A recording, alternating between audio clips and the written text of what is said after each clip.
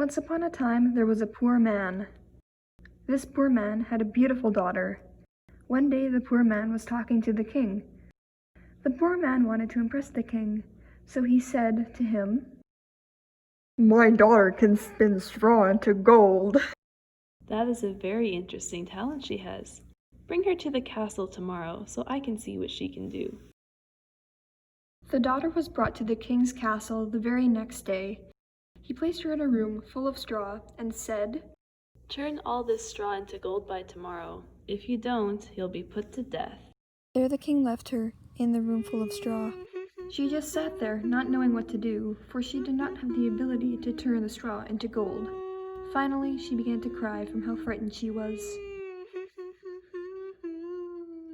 Suddenly, a small man appeared next to her.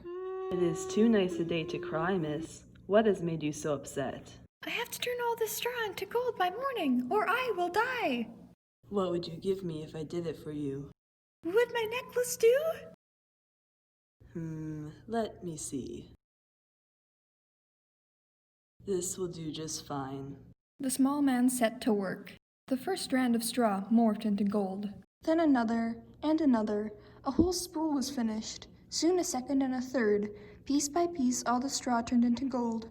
The piles of straw thinned as the sky brightened. Once the sun rose, there was not a strand of straw in sight. Neither was the small man, for he left without a word. The girl sat in the room next to the spools of gold, waiting for the king to return. "So much gold! I'm surprised you could do such a feat." Even though the king was pleased with the gold thread, it was not enough to satisfy him. He brought the girl to another room, filled with even more straw than the first room. "Turn all this straw into gold by tomorrow. If you don't, you'll be put to death." There the king left her in the room full of straw. Once again the girl began to cry, and once again the small man appeared.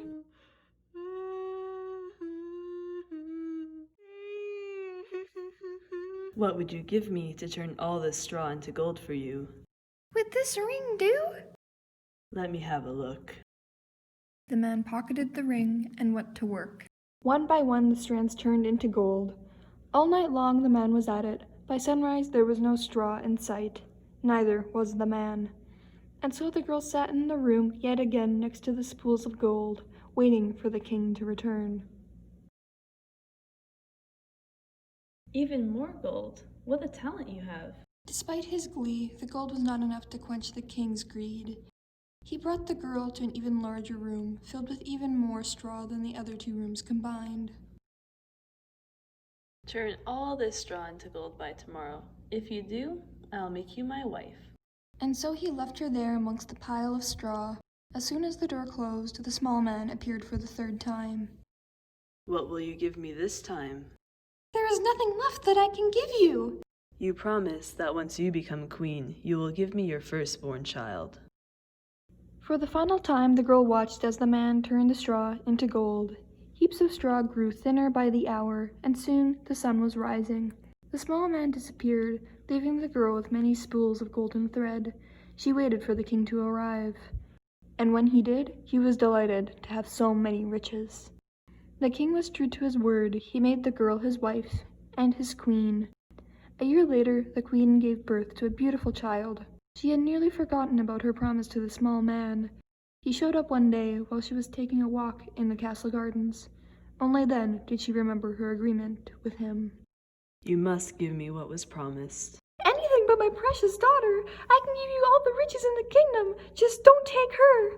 "What would I need riches when I can spin straw into gold? I want your daughter. That is what I want. She is what was promised to me, and she is what I will have."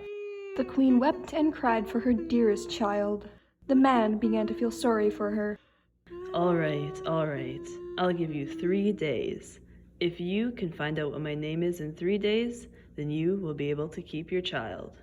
As soon as the man left, the queen tried to think of every name she'd ever heard. She wrote down every single one, and when he returned, she started to go through the list. "Is it Walter? "No, that isn't my name." Is it Arnold? "No, that isn't my name." Is it Bernard?" "No, that isn't my name." It went on like this until the queen reached the end of her list. For the next 2 days he returned, and the queen would read off every name from a new list. None of them were his name. On the final day, the queen could handle the stress no longer. She ventured into the woods behind the castle, wandering with no destination in mind. And the queen did not know how long she had walked when she saw a flicker of a fire in the distance. She could hear a voice coming from the same direction. Curiosity getting the better of her, she hid behind a bush. She saw the man dancing around the flames, singing merrily to himself.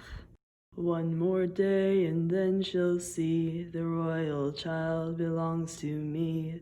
Water, earth, and air and flame, Rumpelstiltskin is my name. Heart brimming with hope, the queen ran back to the castle. The man arrived as he had in the previous day, with a small skip in his step.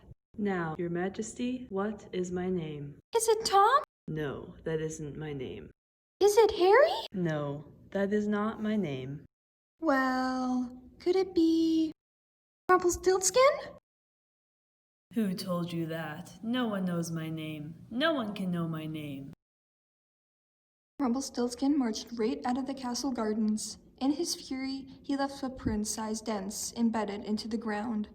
That was the last the queen ever saw of him. She and the king, along with their newborn daughter, all lived happily ever after.